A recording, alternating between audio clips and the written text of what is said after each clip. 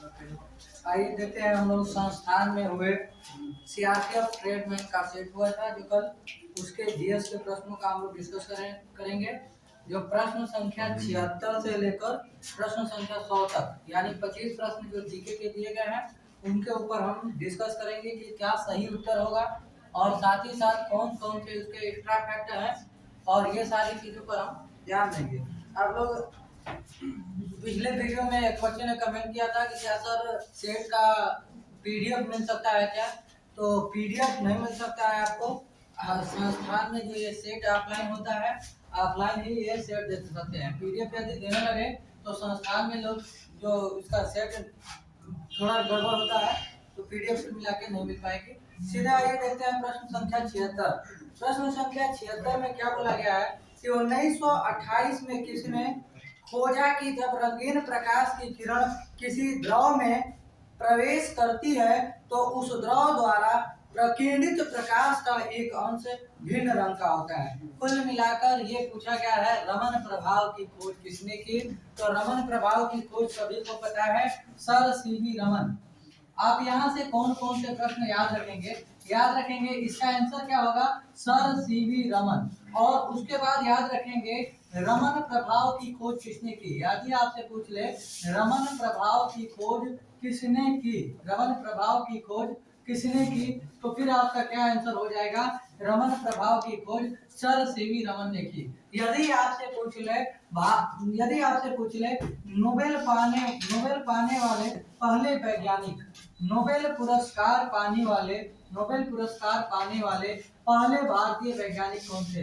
Nobel पुरस्कार पाने वाले पहले भारतीय वैज्ञानिक यदि व्यक्ति पूछे तो आप सभी को पता है नोबेल पाने वाले पहले भारतीय व्यक्ति पूछे तो रविन्द्रनाथ टैगोर। 1913 में इनको गीतांजलि पुस्तक के लिए नोबेल पुरस्कार दिया गया था। लेकिन यहाँ क्या टर्म चेंज कर दिया है, यहाँ एक टर्म दिया गया है, एक शर्त है कि नोबेल पाने वाली पहले भारतीय वैज्ञानिक का नाम बताना है आपको, तो भी आपका आंसर क्या हो जाएगा, सर सीवी रमन। यदि आपसे पूछ ले कि सर सीवी रमन को नोबेल पुरस्कार कब मिला, तो 1930 में। 1930 में। यदि पूछ ले कि रमन प्रभाव की खोज कब हुई, तो रमन प्रभाव की खोज 1928 में। रमन प्रभाव की खोज 1928 में और सीवी रमन को 1930 में नोबेल पुरस्कार मिला। यदि आपसे पूछ ले सीवी रमन को भारत रत्न कब मिला, यदि आपसे पूछ ले सीवी रमन को भारत रत्न कब मिला, भारत रत्न कब मिला, तो याद रखेंगे सीवी रमन को भारत रत्न 1954 में मिला था। 1954 में सीवी रमन को भारत रत्न मिला था। तो ये सभी महत्वपूर्ण प्रश्न आपको याद रखना है। याद रखना है जो ऑप्शन नंबर ए में दिया है लॉर्ड रेले, तो इन्होंने आर्गन की खोज की थी। अक्रिय गैस आर्गन जो है, यदि आपसे पूछे आर्गन की खोज किसने की, आर्गन की खोज किसने की, आर्गन की खोज किसने की, तो फिर आपका आंसर क्या हो जाएगा, रेले।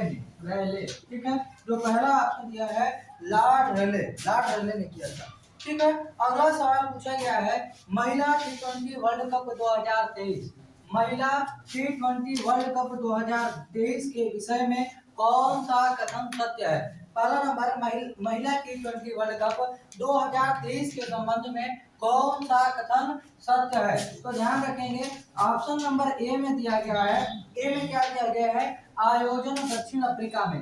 बात किसकी हो रही है, वोमेन टी20 वर्ल्ड कप, वोमेन टी20 वर्ल्ड कप 2023। ठीक है, और इसके संदर्भ में कौन सा कथन सही है? पहला कथन क्या दिया गया है कि इसका आयोजन साउथ अफ्रीका में, बिल्कुल पहला कथन सही है। टी20 वर्ल्ड कप 2023 का आयोजन दक्षिण अफ्रीका में ही हुआ था। दूसरा दिया गया है ऑप्शन कि ऑस्ट्रेलिया ने दक्षिण अफ्रीका को हराकर यह खिताब जीता, तो बिल्कुल सही बात है, विजेता इसका ऑस्ट्रेलिया था। विजेता यदि पूछेगा ऑस्ट्रेलिया, यदि उप विजेता पूछेगा तो साउथ अफ्रीका, उप विजेता साउथ अफ्रीका। तो मेजबान कौन? South Africa. उप विजेता कौन? South Africa. और विजेता कौन? ऑस्ट्रेलिया। और तीसरा दिया गया है कि जो 2024 में T20 वर्ल्ड कप होने वाला है उसकी मेजबानी कौन सा देश करेगा? तो बिल्कुल ये भी सही है, 2024 की मेजबानी, 2024 women T20 world cup, 2024 women T20 world cup, women T20 world cup ये आपका कहाँ होने वाला है? तो याद रखेंगे ये होने वाला है बांग्लादेश में। कहाँ होने वाला है? बांग्लादेश में। यदि आपसे हम पूछ लें कि बांग्लादेश के वर्तमान प्रधानमंत्री कौन है? बांग्लादेश के पीएम कौन है? यदि आपसे पूछ ले बांग्लादेश के पीएम कौन है? शेख हसीना।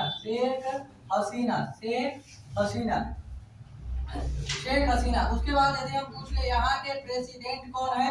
तो याद रखेंगे शहाबुद्दीन। याद रखेंगे क्या? शहाबुद्दीन चुप्पू करके हो जाते हैं, शहाबुद्दीन चुप्पू हो जाते हैं। ठीक है, ये भी बात आपको थोड़ा ध्यान में रखना है। यदि आपसे पूछ ले बांग्लादेश कब आजाद हुआ? यदि आपसे पूछ ले बांग्लादेश कब आजाद हुआ? 1971 में। बांग्लादेश कब आजाद हुआ? 1971 में आजाद हुआ। ये भी बात आपको ध्यान में रखनी है। ठीक है, तो ये हो गया आपका महिला T20 वर्ल्ड कप। आयोजन साउथ अफ्रीका में, विजेता ऑस्ट्रेलिया और साउथ अफ्रीका उप विजेता। और 2024 वाला जो आयोजन होगा ये आपका कहाँ हो जाएगा? बांग्लादेश में हो जाएगा। इतनी सारी जानकारी आपको याद रखनी है। उसके बाद अगला सवाल पूछा गया है कि कांटेदार झाड़ियों के शुष्क क्षेत्रों में कांटों वाली कैक्टस वनस्पति किस राज्य में पाई जाती है? कुल मिलाकर जो कांटेदार झाड़ियों में पाई जाती है, पहला नंबर कैसी वनस्पति है? क्या क्या याद रखना है? पहला नंबर याद रखना है वनस्पति का क्या नाम है? कैक्टस वनस्पति। वनस्पति का क्या नाम है? कैक्टस वनस्पति। वनस्पति कौन सी है? कैक्टस वनस्पति। उसके बाद याद रखेंगे ये कैक्टस वनस्पति जो है, क्या प्रश्न में पूछा गया है कि कैक्टस वनस्पति कहाँ पाई जाती है? तो शुष्क क्षेत्रों में, कांटेदार झाड़ियों से निर्मित है, शुष्क क्षेत्रों में पाई जाती है। और यह भारत के किस राज्य में पाई जाती है? तो 2 राज्यों में पाई जाती है। जो ऑप्शन में दिया हो वो सही कर लीजिए। हालांकि यहाँ पर ऑप्शन में दिया गया है राजस्थान, और राजस्थान नहीं दिया है तो गुजरात भी दे सकता है। मतलब कैक्टस वनस्पति जो है राजस्थान और गुजरात में पाई जाती है। यह भी बात आपको थोड़ा ध्यान रखते हैं। यदि हम अन्य ऑप्शनों की बात करें तो अन्य ऑप्शन में दिया गया है पश्चिम बंगाल। अन्य ऑप्शन कौन कौन से दिए गए हैं? पश्चिम बंगाल। तो पश्चिम बंगाल की बात करें तो अभी तो याद रखेंगे पश्चिम बंगाल की लगातार तीसरी बार मुख्यमंत्री ममता बनर्जी बनी है। यदि यहाँ के गवर्नर पूछ ले, यदि आपसे पश्चिम बंगाल के गवर्नर पूछ ले तो सीवी आनंद यहाँ के अभी वर्तमान में राज्यपाल हैं। और यदि आपसे पूछ ले कि पहली वाटर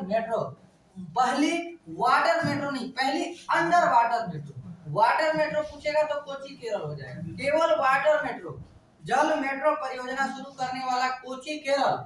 लेकिन यदि पूछ ले आपसे अंडर वाटर मेट्रो ये किस राज्य में है? यदि शुरू की गई है तो याद रखेंगे कोलकाता में शुरू की गई है। उसके बाद याद रखेंगे ममता बनर्जी की पार्टी जो है टीएमसी, तृणमूल कांग्रेस, इसको राष्ट्रीय पार्टी से दर्जा छीन लिया गया है। यह भी याद रखेंगे। अब ये इनकी पार्टी जो है राष्ट्रीय पार्टी नहीं रही। और साथ ही साथ आप याद रखेंगे भारत में अब राष्ट्रीय पार्टियों की संख्या 6 हो गई है। पहले 8 थी, एक आम आदमी पार्टी को दे दिया गया, 9 हो गई, और 3 का दर्जा छीन लिया गया। यानी टोटल अभी राष्ट्रीय पार्टी की संख्या 6 है। ये भी आप ध्यान में रखेंगे। और ऑप्शन की बात करें तो ऑप्शन में 1 दिया गया है असम के सीएम और गवर्नर ध्यान में रखेंगे। असम के मुख्यमंत्री हो जाते हैं हेमंत बिस्व शर्मा। असम के मुख्यमंत्री हेमंत बिस्व शर्मा। और यहाँ के गवर्नर यदि पूछ ले तो यहाँ के गवर्नर यानी कि राज्यपाल, असम के राज्यपाल हैं गुलाबचंद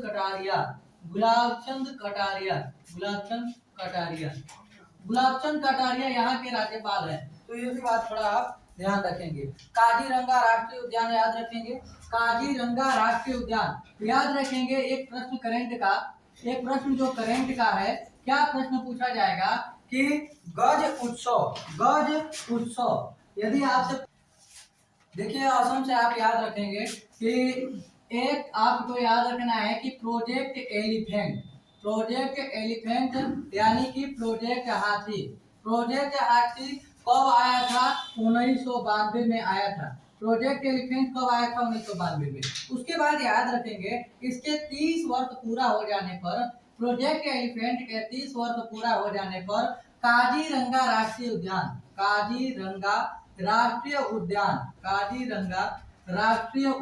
में पहली बार गज उत्सव मनाया गया। गज किसका पर्ववाची है? गज किसका पर्ववाची है? तो याद रखेंगे हाथी का पर्ववाची है। और गज उत्सव पूछा जाएगा कि प्रोजेक्ट हाथी के 30 वर्ष पूरा हो जाने पर किस राष्ट्रीय उद्यान में, राज्य पूछेगा तो असम में, किस राज्य में? असम में। किस राष्ट्रीय उद्यान में? तो आपका आंसर हो जाएगा क्या? आपका आंसर हो जाएगा काजीरंगा राष्ट्रीय उद्यान। यदि आपसे पूछेगा सैटेलाइट फोन द्वारा कनेक्ट एकमात्र भारत का राष्ट्रीय उद्यान कौन सा है, तो यही काजीरंगा राष्ट्रीय उद्यान है। सैटेलाइट फोन द्वारा कनेक्ट एकमात्र राष्ट्रीय उद्यान है। उसके बाद याद रखेंगे ये किसके लिए फेमस है? एक सिंग वाला गेंडा के लिए फेमस है। एक सिंग वाला गेंडा के लिए फेमस है। ये भी बात थोड़ा आप ध्यान में रखेंगे, ठीक है। प्रोजेक्ट हाथी हो गया आपका। उसके बाद एक प्रोजेक्ट और ज्यादा फेमस रहता है, आप याद रखेंगे टाइगर प्रोजेक्ट कब आया था? टाइगर प्रोजेक्ट तो ये आया था, टाइगर प्रोजेक्ट आपका 1973 में। टाइगर प्रोजेक्ट कब आया था? 1973 में। यदि आपसे पूछ ले नवीनतम आंकड़ों के अनुसार भारत में कितने टाइगर हो गए हैं, तो अभी भारत में बाघों की संख्या जो हो गई है 3167। कितने बाघ हैं वर्तमान में? अभी हाल ही में लेटेस्ट गणना, एकदम लेटेस्ट, ठीक है, लेटेस्ट गणना के अनुसार 3167 बाघों की संख्या। पहले कितनी थी? 2967 थी। 2967 ये भी याद रखेंगे, ठीक है। यदि आपसे पुराना प्रश्न की बात करें, यदि आपसे पूछ ले कालरवानी बाघिन का निधन हो गया, कालरवानी बाघिन का निधन हो गया, एक बाघिन जिसका नाम था कालरवानी बाघिन। इसे पहला नंबर क्यों इंपॉर्टेंट है? कालरवानी बाघिन का निधन किस राष्ट्रीय उद्यान में हो गया? तो पेंच राष्ट्रीय उद्यान में। और पेंच राष्ट्रीय उद्यान कहाँ है? मध्य प्रदेश में है, एमपी में है पेंच राष्ट्रीय उद्यान। और इसी में कालरवानी बाघिन का निधन हो गया है। और कालरवानी बाघिन को हम कहते हैं सुपर मॉम। इसका उपनाम क्या है? Super mom. और याद रखेंगे कालरवानी बाघिन ने, इसको सुपर मॉम क्यों कहते हैं? क्योंकि इसने सबसे अधिक बच्चों को जन्म दिया था। 29 शावकों को जन्म देने वाली बाघिन, 29 शावकों को जन्म देने वाली बाघिन कालरवानी बाघिन का निधन किस राष्ट्रीय उद्यान में हो गया? पेंच राष्ट्रीय उद्यान में हो गया। ये जानकारी आपको याद रखना है। चलिए उड़ीसा में याद रखेंगे। उड़ीसा के मुख्यमंत्री कौन है? उड़ीसा के पहले तो आप देख लेंगे सीएम। उड़ीसा के सीएम कौन है? तो उड़ीसा के सीएम हो गए नवीन पटनायक। और उड़ीसा के कौन हो जाते हैं? राज्यपाल गणेशी लाल। उड़ीसा के राज्यपाल यदि पूछ ले आपसे तो गणेशी लाल हो जाएंगे। उड़ीसा उत्कल दिवस कब मनाते हैं? 1 अप्रैल मूर्ख दिवस, उत्कल दिवस। 1 अप्रैल मूर्ख दिवस, उत्कल दिवस। उसके बाद पूछेगा कि उड़ीसा के किस प्रोडक्ट को जीआई टैग दिया गया है? उड़ीसा का रसगुल्ला जीआई टैग। यदि आपसे पूछ ले चिल्का लेक, भारत की पहली रामसर साइट कौन सी है? चिल्का झील, ठीक है। चिल्का झील याद रखेंगे। चिल्का झील किस राज्य में है? उड़ीसा में। यदि आपसे पूछ ले नंदनकानन राष्ट्रीय उद्यान, नंदनकानन किस राज्य में है? यदि आपसे पूछ ले गाहिर पाठा राष्ट्रीय उद्यान किस राज्य में है? तो ये भी उड़ीसा में है। उसके बाद आपको याद रखना है उड़ीसा का राजकीय गान कौन सा है? वंदे उत्कल जननी, ये उड़ीसा का राजकीय गान है। ये सारी जानकारी आपको याद रखनी है, ठीक है। उसके बाद देखते हैं आगे। और ऑप्शन में दिया गया है राजस्थान। ऑप्शन में क्या दिया गया है? राजस्थान। तो राजस्थान के बारे में अभी आप याद रखेंगे, ज्यादा चर्चा में है राजस्थान, भूलिएगा नहीं इसको, ठीक है। राजस्थान की राजधानी सभी को पता है जयपुर। राजस्थान की राजधानी सभी को याद है जयपुर। और याद रखेंगे क्या क्या याद रखेंगे? पहला नंबर सीएम याद रखेंगे। सीएम यहाँ के कौन हो जाते हैं? सीएम हो गए यहाँ के अशोक गहलोत। और यहाँ के राज्यपाल कौन हो गए?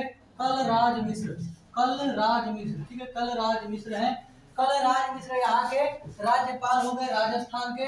उसके बाद आप याद रखेंगे क्या, उसके बाद आप याद रखेंगे कि राजस्थान में कितने नए जिले बनाए गए हैं, 19 जिले, 19 जिले बनाए गए हैं। राजस्थान में कितने नए जिले बनाए गए हैं, 19 जिले बनाए गए हैं। पहले कितने थे, 33, अब कितने कितने जोड़े गए, कितने 19 और कितने हो गए 50, ठीक है 50। कोई स्क्रीनशॉट मार के स्टेटस मत लगाइएगा, 33 + 19 = 50, ऐसा नहीं है। 33 क्या है, 33 जिले थे, 19 नए बनाए गए हैं। 33 19 तो 52 होता है, लेकिन ये मैथ में 2 जिलों को मर्ज भी किया गया है, इसलिए आप 50 ही आंसर देंगे कि राजस्थान में अब कितने जिले हैं, 50। यदि आपसे पूछ ले चिरंजीवी योजना, चिरंजीवी योजना किस राज्य की है, यदि आपसे पूछ ले चिरंजीवी योजना पूछ ले तो 25 लाख राशि, ये स्वास्थ्य से संबंधित योजना है। राशि कितनी है, राशि आपसे पूछा जा सकता है, 25 लाख राशि चिरंजीवी योजना। पहले 5 थी, 5 से बढ़ के 10 हुई, 10 से 25 लाख हो गई है चिरंजीवी योजना में राशि। यदि आपसे पूछ ले कि राइट टू हेल्थ विधेयक किस राज्य ने पास किया है, राइट टू हेल्थ विधेयक किस राज्य ने पारित किया है, तो आपका आंसर क्या हो जाएगा, राजस्थान ने ही राइट टू हेल्थ विधेयक पारित किया है। यदि आपसे पूछ ले प्रोजेक्ट बोर्ड किस राज्य ने शुरू किया है, तो ये भी राजस्थान ने, बांस की खेती को बढ़ावा देने के लिए, बांस की खेती को बढ़ावा देने के लिए प्रोजेक्ट बोर्ड किस राज्य ने शुरू किया है, तो ये राजस्थान ने शुरू किया है प्रोजेक्ट बोर्ड। तो ये सारी जानकारी आप याद रखेंगे राजस्थान से। राजस्थान का यदि हम बात करें लोकसभा, राज्यसभा और विधानसभा की सीट, तो लोकसभा की यहाँ कितनी सीट, 25 सीट। लोकसभा कितनी सीट है, 25 सीट है। यदि आपसे पूछ ले राज्यसभा की 10 सीट और विधानसभा की यहाँ 200 सीट है, ये भी जानकारी। एक प्रश्न और याद रखेंगे, राजस्थान का शोक किस नदी को कहते हैं, राजस्थान का शोक घग्गर नदी को कहते हैं। राजस्थान का शोक किस नदी को कहते हैं, घग्गर नदी को कहते हैं। यदि पूछ ले सिंधु घाटी सभ्यता का कौन सा स्थल राजस्थान में स्थित है, कालीबंगन। कौन सा, कालीबंगा। सिंधु घाटी सभ्यता का कौन सा स्थल राजस्थान में स्थित है, कालीबंगा। और कालीबंगा किस नदी पे है, यदि आपसे पूछ ले तो घग्गर नदी। कालीबंगा किस नदी पे है, घग्गर नदी पे। यदि आपसे पूछ ले सिंधु घाटी सभ्यता का स्थल जो है कालीबंगा, ये घग्गर नदी पे है और ये राजस्थान के किस जिला में स्थित है, तो याद रखेंगे राजस्थान के हनुमानगढ़ जिला में। यदि आपसे पूछ ले कि राजस्थान में वर्तमान में कुल कितने संभाग हैं, संभाग यानी डिवीजन, कितने डिवीजन है, तो अभी पहले 7 थे, 3 नए डिवीजन बनाए गए हैं, 10 डिवीजन हो गए हैं। 10 डिवीजन याद रखेंगे, एक पाली, एक सीकर और एक भिलवाड़ा, बांसवाड़ा था ना, बांसवाड़ा, पाली, सीकर, ये 3 को नया जोड़े गए हैं। राजस्थान में कुल 10 को संभाग अब हो गए हैं, 3 नए जोड़े गए हैं, पाली, सीकर, भील। प्रश्न संख्या 80, 28 फरवरी 2023 को विज्ञान दिवस मनाया गया, उसकी थीम क्या है। कुल मिलाकर 28 फरवरी 2023, पहला नंबर कौन सा दिवस, 28 फरवरी 2023 याद रखेंगे। इस दिन हम मनाते हैं राष्ट्रीय विज्ञान दिवस। एक चीज आप ध्यान देंगे, ये प्रश्न बार बार पेपर में पूछा गया है कि निम्न में से कौन सा दिवस किसी महापुरुष या किसी व्यक्ति के जन्मदिन पर नहीं मनाया जाता है। तो ये दिवस जो है ये जन्मदिन पर नहीं मनाया जाता है। राष्ट्रीय विज्ञान दिवस ये किसी के जन्मदिन पर नहीं मनाया जाता है। ज्यादातर ऑप्शन में यही रहता है और बहुत बच्चे ये समझ लेते हैं कि सर सीवी रमन का हैप्पी बर्थडे है, ऐसा नहीं है। रमन प्रभाव की खोज इस दिन हुई थी। रमन प्रभाव की खोज आपको पता है 1928 में।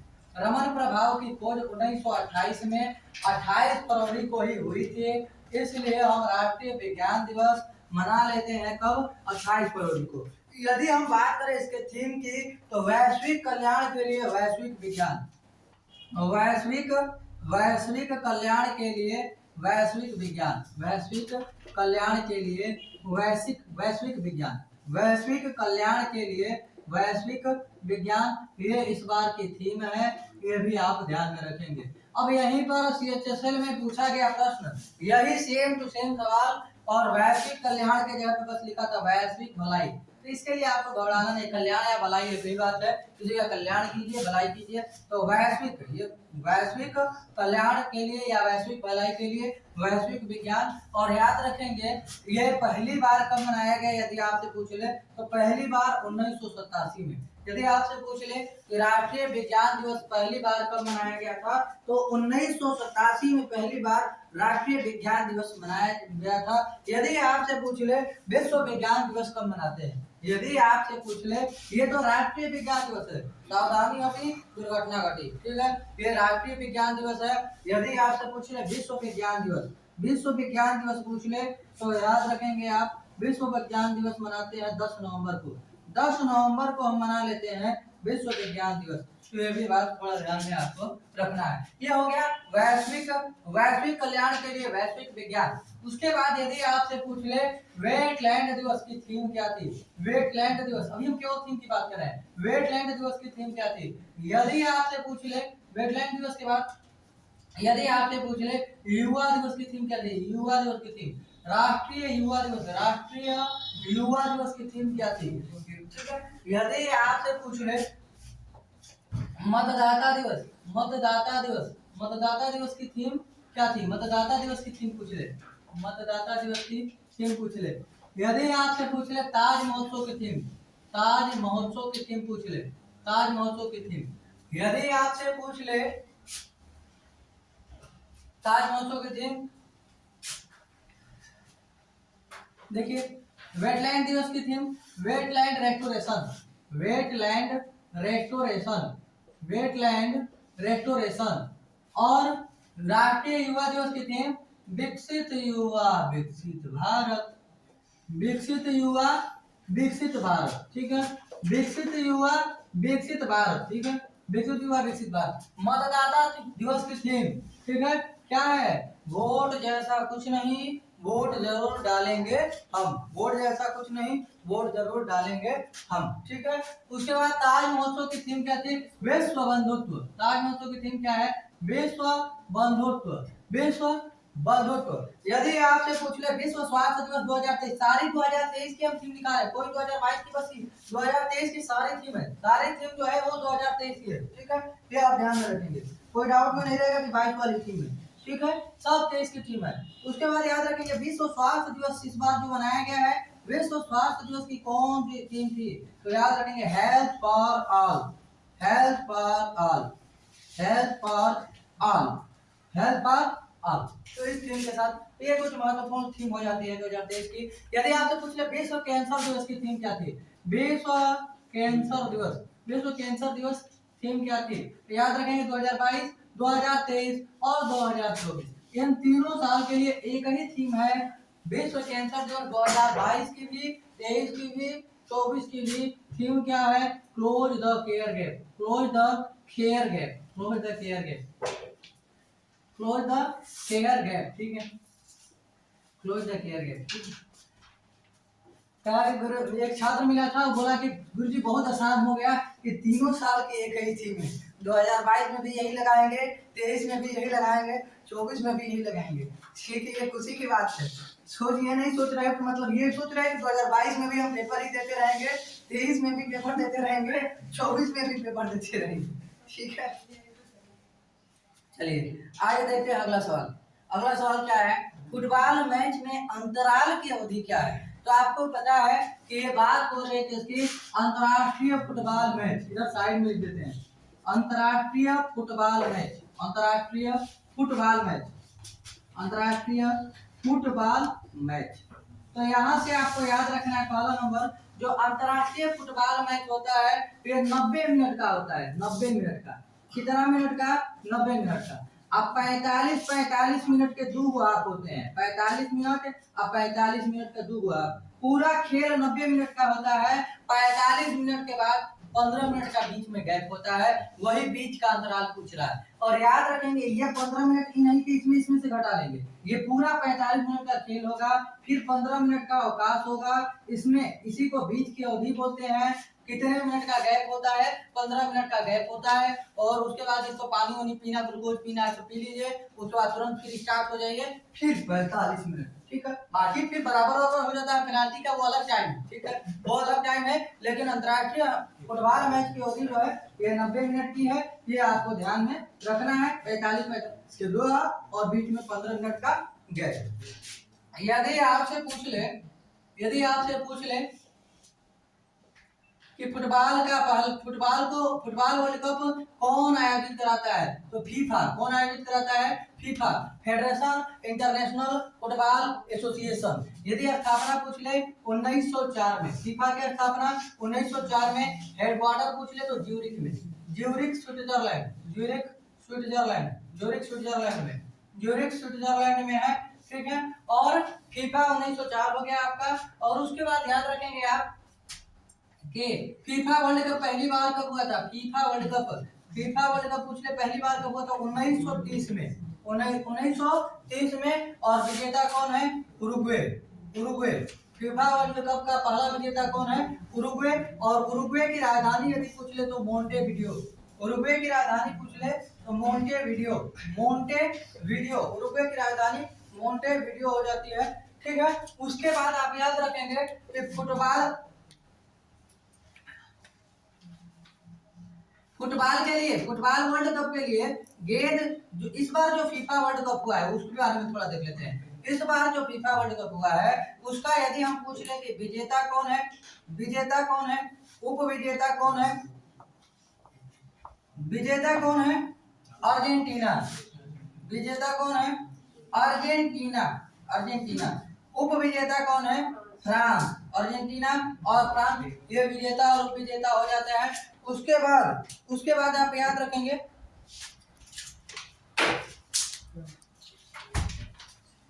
कि विजेता हो गया अर्जेंटीना, उप विजेता हो गया फ्रांस। यदि पूछ ले कि इस बार कहाँ हुआ था फीफा वर्ल्ड कप? कतर दोहा में। फीफा वर्ल्ड कप कहाँ हुआ था? कतर दोहा में हुआ था। यदि आपसे पूछ ले कि गेंद का क्या नाम था? रेहला। इस बार जो गेंद प्रयोग की गई थी उसका क्या नाम रखा गया? रेहला। गेंद का क्या नाम था? रेहला। यदि आपसे पूछ ले गोल्डन बॉल अवार्ड किसे दिया गया? Golden ball award. यदि आपसे पूछ ले गोल्डन बॉल अवार्ड, अरे बॉल किसके पे है? मौसी के, तो लियोनल मौसी याद रखेंगे। लियोनल मेसी नाम है, लियोनल मेसी, ठीक है। कहाँ के खिलाड़ी हो जाते हैं? अर्जेंटीना के खिलाड़ी हो जाते हैं। और अर्जेंटीना की राजधानी ब्यूनस आयर्स, यहाँ लिख देते हैं अर्जेंटीना की राजधानी ब्यूनस आयर्स, ठीक है। ब्यूनस आयर्स, ठीक है। ब्यूनस आयर्स हो जाती है अर्जेंटीना की राजधानी। और यदि पूछ ले अर्जेंटीना की मुद्रा तो आप आंसर देंगे पीसो। अर्जेंटीना की मुद्रा पूछ ले तो पीसो हो जाती है। उसके बाद आप याद रखेंगे गोल्डन बूट अवार्ड। यहाँ बाल किसके लंबे? मौसी के लंबे। बाल किसके लंबे? मौसी के, तो लियोनल मौसी। यदि आपसे पूछ ले कि गोल्डन बूट अवार्ड किसे दिया गया? गोल्डन बूट अवार्ड यदि आपसे पूछ ले गोल्डन बूट अवार्ड तो आप याद रखेंगे एमबापे, ठीक है। एमबापे, ठीक है। बूट देखकर आपको क्या होता है? डर लगता है। बूट जो होता है आर्मी का बूट आप देखिएगा तो आपको डर लगेगा कहीं बूट से एक आध बूट देना दे, तो बूट से आपको क्या लगेगा? डर लगेगा, तो आप कहिएगा बाप रे बाप, ठीक है। तो याद रखेंगे बूट अवार्ड, बूट दिखेगा और बाप दिखेगा, बस आपको क्या करना है? तुरंत लगा देना है गोल्डन बूट अवार्ड एमबापे को दिया गया, ठीक है। ये भी बात थोड़ा ध्यान रखेंगे। ये कुछ महत्वपूर्ण प्रश्न फुटबॉल से संबंधित आप याद रखेंगे। उसके बाद आगे देखते हैं गोताखोरी खेल किस श्रेणी में आता है? तो ये एक जलीय खेल है। गोताखोरी खेल है जो जलीय खेल है। टाइम लगा के गोताखोरी किया जाता है कि कौन कितना देर तक डूबा रहता है, ठीक है। कौन कितना देर तक डूबा रहता है, ठीक है। हम लोग भी गंगा जी नहाने जाते हैं तो खेलते हैं और डुबकी लगाते समय तो साथी डूब जाता है, हम लोग बाहर ही रहते हैं। जब वो निकलने वाला होता है तो फिर हम लोग डूब जाते हैं, ठीक है। ये बेमानी होती है, ठीक है। लेकिन आपको क्या ध्यान में रखना है कि गोताखोरी खेल जो है, गोताखोरी खेल ये जलीय खेल है। ठीक है। उसके बाद यदि आपसे पूछ ले जलीय खेल में और एक खेल जो ज्यादा पूछा जाता है वाटर पोलो। वाटर पोलो ये भी एक जलीय खेल है। वाटर पोलो, वाटर पोलो यदि आपसे पूछ ले कि पोलो में कितने खिलाड़ी, पोलो में कितने खिलाड़ी, तो पोलो में 4 खिलाड़ी और वाटर पोलो में 7 खिलाड़ी। ध्यान में रखना है, water polo 7, water polo 7, water polo, water polo में कितने खिलाड़ी, 7 खिलाड़ी, और जबकि पोलो में कितने खिलाड़ी, 4 खिलाड़ी। ये भी बात आपको थोड़ा ध्यान में रखना है। अगला सवाल है 83 नंबर, ग्रामीण क्षेत्रों में सूक्ष्म वित्त उधारकर्ताओं के लिए वार्षिक घरेलू आय की ऊपरी सीमा क्या है। पहला नंबर ये पूछ रहा है आय की ऊपरी सीमा क्या है। तो आय की ऊपरी सीमा ग्रामीण क्षेत्र के लिए पूछा रहा है, तो ग्रामीण क्षेत्र के लिए पूछेगा तो 1.25 लाख, ग्रामीण क्षेत्र के लिए पूछेगा तो 1.25 लाख, 1.25 लाख। यदि शहरी क्षेत्रों के लिए पूछेगा तो यही आंसर हो जाएगा 2 लाख। शहरी क्षेत्र के लिए 2 लाख और ग्रामीण क्षेत्र के लिए, शहरी क्षेत्र के लिए 2 लाख और ग्रामीण क्षेत्र के लिए 1.2 लाख। चलिए आगे देखते हैं प्रश्न संख्या 84 जो है 83 में आप जान गए कि 1.25 लाख यदि ग्रामीण के लिए पूछेगा तो, और शहरी के लिए पूछेगा तो 2 लाख। और उसके बाद याद रखेंगे यदि आपसे पूछ लेगा कि भारत में राष्ट्रीय आय की गणना कौन करता है, भारत में राष्ट्रीय आय की गणना, तो आपसे पूछेगा कि राष्ट्रीय आय की गणना कौन करता है, सीएसओ, केंद्रीय सांख्यिकी संगठन, केंद्रीय सांख्यिकी संगठन सीएसओ करता है। यदि आपसे पूछ ले इसकी स्थापना कब हुई तो 2 मई 1951, केंद्रीय सांख्यिकी संगठन की स्थापना 2 मई 1951 को हुई है और इसका हेडक्वार्टर नई दिल्ली में है। यदि आपसे पूछ ले कि भारत में पहली बार राष्ट्रीय आय की गणना किसने किया था, भारत में पहली बार राष्ट्रीय आय की गणना किसने किया था। यदि पूछ ले भारत में पहली बार राष्ट्रीय आय की गणना किसने किया था तो आपका आंसर क्या हो जाएगा, दादा भाई नौरोजी ने, और उन्होंने क्या बताया था, 20 रुपया प्रति व्यक्ति। 1967-68 की बात है, 1967-68 में गणना किया था और बताया था कितना, 20 रुपए प्रति व्यक्ति आय, 20 रुपये प्रति व्यक्ति आय बताया था। अब कोई बात थोड़ा सा ध्यान में रखना। क्वेश्चन नंबर 84 करंट अफेयर का सवाल है, थोड़ी देर पहले ही हम इसको डिस्कस कर चुके हैं। फीफा फुटबॉल अवार्ड 2022 में किस खिलाड़ी ने सर्वश्रेष्ठ पुरुष फुटबॉलर का पुरस्कार जीता है, तो लियोनेल मेसी ने जीता है, लियोनेल मेसी को दिया गया है। ठीक है। अगला सवाल है भारतीय संविधान का कौन सा अनुच्छेद एक उच्च न्यायालय को नागरिकों के मौलिक अधिकारों के प्रवर्तन के लिए रिट जारी करने का अधिकार देता है। तो आपको ध्यान से समझ लेना है, कुल मिलाकर 2 प्रश्न याद रखना है कि किस आर्टिकल के तहत, यदि आपसे पूछ ले किस आर्टिकल के तहत सुप्रीम कोर्ट रिट जारी करता है, तो सुप्रीम कोर्ट आर्टिकल 32 के तहत रिट जारी करता है। लेकिन यहाँ पे पूछा है कि उच्च न्यायालय मतलब हाई कोर्ट, तो हाई कोर्ट किस आर्टिकल के तहत रिट जारी करता है। यदि पूछ ले हाई कोर्ट किस आर्टिकल के तहत, तो हाई कोर्ट 226 के तहत। हाई कोर्ट यानी कि उच्च न्यायालय, हाई कोर्ट को हम क्या कहते हैं, उच्च न्यायालय कहते हैं, उच्च न्यायालय कहते हैं। या सुप्रीम कोर्ट को हम क्या कहते हैं, उच्चतम न्यायालय या सर्वोच्च न्यायालय कहते हैं, उच्चतम न्यायालय या सर्वोच्च न्यायालय। और याद रखेंगे भारत का सुप्रीम कोर्ट कहाँ है, सभी को पता है नई दिल्ली में। लेकिन आपको एक कमेंट बॉक्स में सवाल बताना है, एक सवाल आपको कमेंट बॉक्स में बताना है कि नई दिल्ली में जब भारत का हाई कोर्ट सुप्रीम कोर्ट गया, पहले कलकत्ता में था, 1774 में स्थापित हुआ था, कोलकाता में था, लेकिन 1937 में ये कहाँ चला गया, नई दिल्ली में चला गया। और नई दिल्ली में जब सुप्रीम कोर्ट गया तो उसके पहले मुख्य न्यायाधीश कौन थे, यही है आपका सवाल। ठीक है, आप बताएंगे। उसके बाद अनुच्छेद जो आपको दिया है और ऑप्शन में एक अनुच्छेद दिया है 235, ज्यादा इंपॉर्टेंट नहीं है लेकिन फिर भी आप याद रखेंगे, अधीनस्थ न्यायालयों पर नियंत्रण, आर्टिकल 235 क्या कहता है? अधीनस्थ न्यायालयों पर नियंत्रण। अधीनस्थ न्यायालय पर नियंत्रण। ये कौन सा आर्टिकल है? तो ये आपका आर्टिकल है 235। बाकी ज्यादा इंपॉर्टेंट नहीं है, ध्यान में रखेंगे। 108 का आर्टिकल यदि आपसे पूछ ले, आर्टिकल नंबर 85, यदि आपसे पूछ ले आर्टिकल नंबर 76, यदि आपसे पूछ ले आर्टिकल नंबर 148, यदि आपसे पूछ ले आर्टिकल नंबर 50, यदि आपसे पूछ ले आर्टिकल 51, यदि पूछ ले 40, यदि आपसे पूछ ले आर्टिकल नंबर 44, यदि आपसे पूछ ले आर्टिकल नंबर 52, यदि आपसे पूछ ले आर्टिकल 60, यदि पूछ ले 61, यदि पूछ ले 123, यदि पूछ ले 143, तो ये कुछ महत्वपूर्ण आर्टिकल आपको बताना है। कुछ महत्वपूर्ण आर्टिकल ये आपको बता देना है।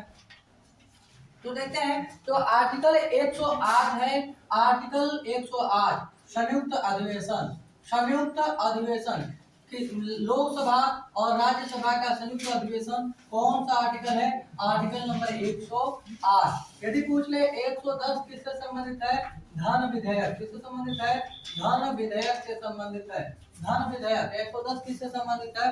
धन विधेयक। यदि आपसे पूछ ले आर्टिकल 85 लोकसभा भंग। लोकसभा भंग, लोकसभा भंग, ठीक है। आपसे पूछे कि संयुक्त अधिवेशन कौन बुलाता है? संयुक्त अधिवेशन कौन बुलाता है? राष्ट्रपति। कौन स्थगित करता है? राष्ट्रपति। लेकिन अध्यक्षता कौन करता है? तो संयुक्त अधिवेशन की अध्यक्षता लोकसभा के अध्यक्ष, वर्तमान में 17वीं लोकसभा के अध्यक्ष ओम बिरला। ओम बिरला। और लोकसभा के पहले अध्यक्ष कौन थे? जीवी मावलंकर। यदि आपसे पूछ ले इन्हें लोकसभा का जनक कहा जाता है, यह भी याद रखेंगे। लोकसभा का जनक किसे कहा जाता है? जीवी मावलंकर को याद रखेंगे। पहली लोकसभा के अध्यक्ष कौन थे? जीवी मावलंकर। जीवी मावलंकर याद रखेंगे। ये जीवी मावलंकर यानी कि गणेश वासुदेव मावलंकर याद रखेंगे, ठीक है। इधर आर्टिकल 76 यदि आपसे पूछ ले भारत का प्रथम विधि अधिकारी कौन होता है? भारत का प्रथम विधि अधिकारी या भारत सरकार का वकील कौन होता है? महान्यायवादी, जिसे हम इंग्लिश में क्या कहते हैं? Attorney general. क्या कहते हैं? Attorney general. तो अटॉर्नी जनरल कौन सा आर्टिकल है? आर्टिकल 76। यदि आपसे पूछे कि नियंत्रक और कौन है अटॉर्नी जनरल? अभी महान्यायवादी कौन है? Are Venkat Ramani. Are Venkat रमणी। और आर्टिकल 148 क्या कहता है? आर्टिकल 148 में क्या है? नियंत्रक एवं महालेखा परीक्षक। नियंत्रक एवं महालेखा परीक्षक।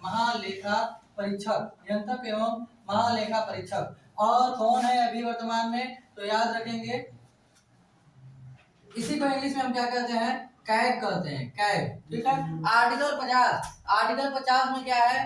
कार्यपालिका का न्यायपालिका से पृथक्करण। कार्यपालिका से न्यायपालिका का पृथक्करण। कार्यपालिका से न्यायपालिका का पृथक्करण, ठीक है। उसके बाद 51 अंतरराष्ट्रीय शांति। वैश्विक शांति, अंतरराष्ट्रीय शांति। अंतरराष्ट्रीय शांति कौन सा आर्टिकल है? Article number 51। 40 में क्या है? ग्राम पंचायत का गठन। ग्राम पंचायत का गठन। और ग्राम पंचायत का कैसी व्यवस्था है? त्रिस्तरीय व्यवस्था। कैसी व्यवस्था?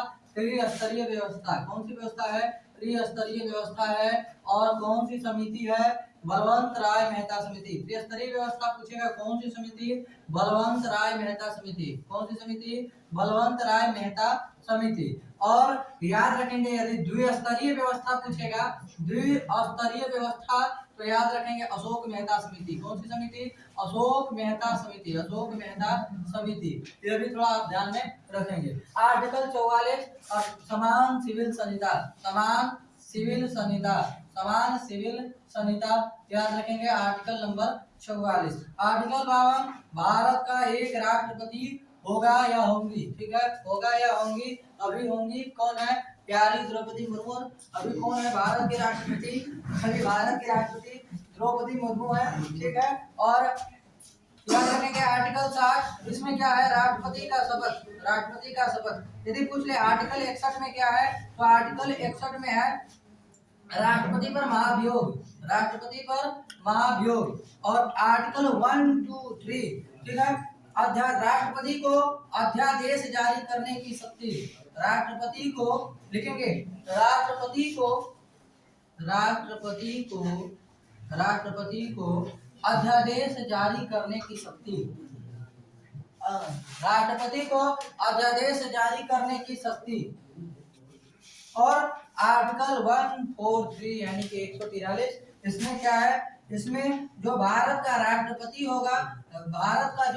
होगा, वो सुप्रीम कोर्ट के मुख्य न्यायाधीश से यानी CJI, chief justice of India से सजेशन ले सकता है, सलाह ले सकता है, लेकिन सलाह लेने के लिए बाध्य नहीं है। सलाह देंगे तो जरूरी नहीं कि वो मानेगा या ना मानेगा, वो उसकी मर्जी है। ठीक है, यदि आपसे पूछ ले आर्टिकल 312 में क्या है, अखिल भारतीय सेवाएं। आर्टिकल 312 में क्या है, अखिल भारतीय सेवाएं। यदि आपसे पूछ ले आर्टिकल 324 में क्या है, 324 में यदि आपसे पूछ ले निर्वाचन 324। यदि आपसे पूछ ले 326 वयस्क मताधिकार। यदि आपसे पूछ ले 326 में क्या है, वयस्क मताधिकार। यदि आपसे पूछ ले आर्टिकल नंबर 315 में क्या है, 315 में क्या है, तो आर्टिकल 315 में यूपीएससी संघ लोक सेवा आयोग, यूपीएससी संघ लोक सेवा आयोग। ये भी बात थोड़ा आपको ध्यान में रखना है। तो ये कुछ महत्वपूर्ण आर्टिकल थे, आपको ध्यान में रखना है, याद कर लेना है। ठीक है, यदि चलिए आगे चलते हैं। अगला सवाल है, निम्न में से कौन सा युग्म सही है? सही युग्म पहचानना है कि सही युग्म कौन सा है। 4 युग्म दिए गए हैं, तो याद रखेंगे। कला मंडलम, देखिए प्रश्न संख्या 86 क्या कह रहा है कि कौन सा युग्म सुमेलित नहीं है, तो लोक नीति से संबंधित है। इसको आपको याद रखना है। पहला नंबर कला मंडलम कल्याणी कुट्टी अम्मा। कला मंडलम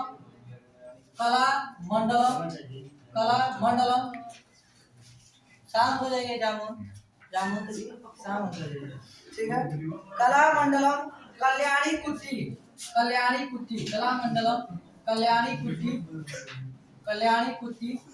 कला मंडलम कल्याणी कुट्टी अम्मा। देखिए इस खंभा की तरह नाम है अम्मा का। ठीक है, इतना बड़ा लंबा खंभा की तरह नाम है, और नाम क्या है, कला मंडलम कल्याणी कुट्टी अम्मा। आपको लोक नृत्य 4 को दिए गए हैं, आपको बताना है कि कौन सा इसमें सही है। तो इनका दिया गया है मोहिनी अट्टम से, तो बिल्कुल यही ऑप्शन आपका क्या हो जाएगा, सही है, मोहिनी अट्टम। और मोहिनी अट्टम कहाँ का लोक नृत्य, शास्त्रीय नृत्य है, केरल का शास्त्रीय नृत्य कौन सा है, मोहिनी अट्टम। उसके बाद जो अगला ऑप्शन दिया गया है सोनल मानसिंह। यदि सोनल मानसिंह का आपसे पूछेगा तो ज्यादातर इनका उड़ीसी या भरतनाट्यम में भी आती है। ठीक है, तो दोनों में से जो ऑप्शन दिया सोनल मानसिंह। ठीक है, उसके बाद एक आपके यहाँ ऑप्शन में शोभना नारायण। तो शोभना नारायण तो सभी को पता है, शोभना नारायण जो है कथक। शोभना नारायण किसकी है, कथक। शोभना नारायण पूरा नाम है शोभना नारायण, ये है आपकी कथक से संबंधित। यदि आपसे पूछ ले एक ऑप्शन लास्ट वाला दिया गया है बाला सरस्वती, इन्हें भरतनाट्यम की रानी कहा जाता है। भरतनाट्यम की रानी किसे कहा जाता है, बाला देवी या बाला सरस्वती। भरतनाट्यम की रानी किसे कहते हैं, बाला सरस्वती को कहते हैं। ठीक है, चलिए उसके बाद कुछ और प्रश्न आप बताएंगे। यदि हम कुछ वादकों के इसी में बात कर ले, लोक कला से प्रश्न है, पूछ ले आपसे कि बंदे हसन का संबंध किस वाद्य यंत्र से है। बंदे हसन क्या बजाते हैं, बंदे हसन क्या बजाते हैं, तो याद रखेंगे सितार। बंदे हसन का कौन सा वाद्य यंत्र है, सितार। यदि आपसे पूछ ले कि शहनाई बजाने वाली एकमात्र महिला कौन सी है, शहनाई बजाने वाली एकमात्र महिला कौन सी है, तो याद रखेंगे वागेश्वरी कमर का नाम। वागेश्वरी कमर का किस वाद्य यंत्र से संबंधित हो जाती है, शहनाई। लेकिन शहनाई का जादूगर पूछे तो बिस्मिल्लाह खान। शहनाई का जादूगर किसे कहते हैं, बिस्मिल्लाह खान को शहनाई का जादूगर कहते हैं। बिस्मिल्लाह खान को शहनाई का जादूगर कहते हैं। यदि आपसे पूछ ले हरिप्रसाद चौरसिया और पन्नालाल घोष, यदि आपसे पूछ ले हरिप्रसाद चौरसिया, हरिहर बांस की बांसुरी। हरी से याद रखेंगे, हरा हरा बांसुरी होता है ना, ठीक है। हरी हरी हरी हरी हरी बांस के बांसुरी, ठीक है। तो हरि प्रसाद चौरसिया, और एक नाम याद रखेंगे पन्ना लाल घोष प्लस पन्ना लाल घोष, पन्ना लाल घोष। ये क्या बजाते हैं, ये दोनों बजाते हैं क्या, बांसुरी बजाते हैं, बांसुरी वाले हो गए। यदि आपसे पूछे शिव भजन, एक है आपका शिव कुमार शर्मा, शिव कुमार शर्मा, और एक है आपके भजन सोपारी, भजन सोपारी, शिव कुमार शर्मा और भजन सोपारी। शिव कुमार शर्मा और भजन सोपारी क्या बजाते हैं, क्या बजाते हैं। यदि आपसे पूछ ले तो शिव कुमार शर्मा और भजन सोपारी ये बजाते हैं आपका संतूर, क्या बजाते हैं, संतूर, संतूर बजाते हैं। तो शिव भजन करना है, क्या करना है, शिव भजन, शिव जी का भजन करना है, और वो भी संतूर बजाकर करना है, ठीक है। तो शिव भजन याद रखेंगे, शिव भजन संतूर, शिव भजन संतूर, ऐसे याद कर लेंगे। शिव भजन, और शिव जी को आप क्या चढ़ाते हैं, संतरा, ठीक है। तो ऐसे याद कर लेंगे, शिव जी का भजन करना है, संतरा खाना है शिव जी को, लेकिन खाना है अपने, ठीक है, छोड़ के नहीं आ जाना है, ठीक है। चलिए उसके बाद एक बताएंगे आप, केलू चरण महापात्रा, या कहीं कहीं कालू चरण महापात्रा लिखा रहता है। केलू चरण महापात्रा का कौन सा वाद्य यंत्र है, केलू चरण महापात्रा, कहीं कहीं कालू चरण महापात्रा भी लिखा मिलेगा, उसके लिए आपको नहीं घबराना है, ठीक है। केलू चरण महापात्रा ये क्या बजाते हैं, ये बताते हैं पखावज, ये क्या बजाते हैं, पखावज बजाते हैं, पखावज। यदि आपसे पूछ ले कि एस बालाचंद्रन, एस बालाचंद्रन क्या बजाते हैं, S Balachandran, S Balachandran, S Balachandran क्या बजाते हैं, चंद्रन, एस बालाचंद्रन पूछ ले। यदि आपसे पूछ ले एस बालाचंद्रन तो हो जाएगा वीणा, वीणा, वीणा, एस बालाचंद्रन वीणा हो जाता है। ये बात थोड़ा आप ध्यान में रखें। तो ये कुछ महत्वपूर्ण प्रश्न थे, आपको ध्यान में रखना है। चलिए अगला सवाल देखते हैं। अगला सवाल कौन सा है, यदि आपसे पूछ ले अपर्णा सतीशन, यदि आपसे पूछ ले कि अपर्णा सतीशन का कौन सा लोक नृत्य है, अपर्णा सतीशन का कौन सा डांस से संबंधित है, इस क्लासिकल डांस से, तो याद है कुचिपुड़ी, कुचिपुड़ी, पड़ापुड़ी यहाँ है ना, पड़ापुड़ी यही है, ठीक है।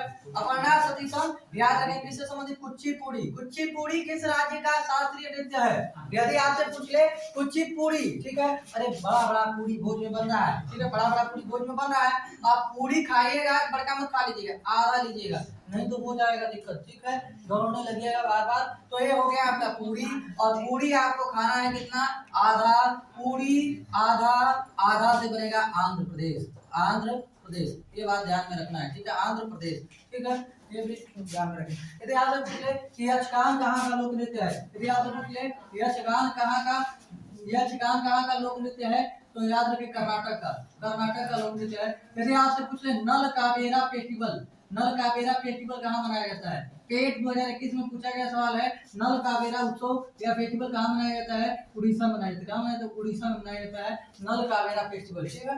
चलिए आगे चलते हैं, अगला सवाल, कोशिका झिल्लियों की सुरक्षा और लाल रक्त कोशिकाओं आरबीसी के निर्माण के लिए आवश्यक एक प्रमुख आवश्यक वसारागी विटामिन कौन सा है। कुल मिलाकर कौन सा विटामिन कोशिका झिल्ली के निर्माण में सहायक है, तो आप याद रखेंगे vitamin E, vitamin E, vitamin E याद रखेंगे।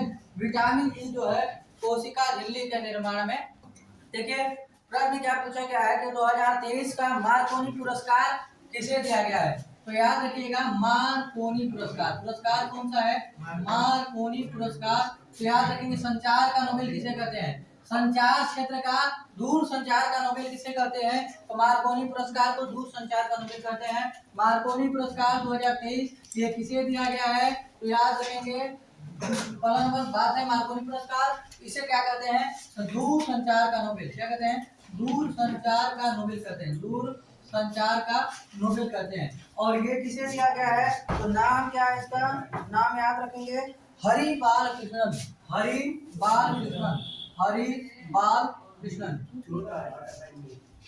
हरि बाल कृष्णन। यदि आपसे पूछ ले, यदि आपसे पूछ ले प्रीतजकर पुरस्कार 2023 किसे दिया गया, प्रीतजकर अवार्ड, प्रीतजकर अवार्ड पूछेगा तो आप आंसर देंगे चिपरफील्ड को, किसे दिया गया, चिपरफील्ड को दिया गया, चिपरफील्ड को। यदि आपसे पूछे एबल पुरस्कार 2023 गणित का नोबेल, मैथ का नोबेल किसे कहते हैं? मैथ का नोबेल एबल पुरस्कार को कहते हैं। एबल पुरस्कार किसे दिया गया है? तो नोट कर लेंगे, एबल पुरस्कार लुइसा कैप्रेली, लुइसा कैप्रेली को दिया गया। लुइसा कैप्रेली या लुइस कैप्रेली को दिया गया है। लुइस कैप्रेली, लुइस कैप्रेली को दिया गया है एबल पुरस्कार। तो ये आप ध्यान में रखेंगे, ठीक है। चलिए बस यहीं तक आपका सेट का डिस्कशन हो गया। बाकी आप लोग रिवीजन कीजिएगा, याद कीजिएगा। फिर वीडियो देखिए, अच्छा लगे तो इसको लाइक कीजिए, शेयर कीजिए और चैनल को सब्सक्राइब कीजिए।